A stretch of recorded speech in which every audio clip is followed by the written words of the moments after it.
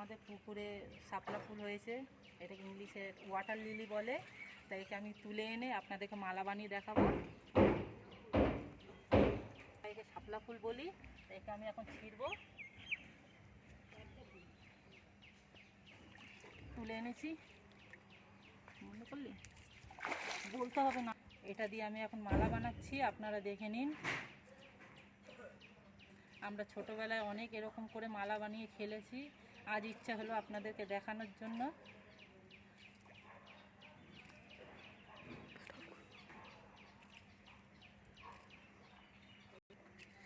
দেখুন মালা হয়ে গেছে।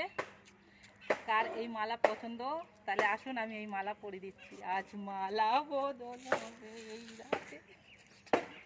আপনাদের কি এই মালা পছন্দ হয়েছে? তাহলে কমেন্টে বলবেন যে হ্যাঁ ভালো হয়েছে। কেমন লাগছে মালা?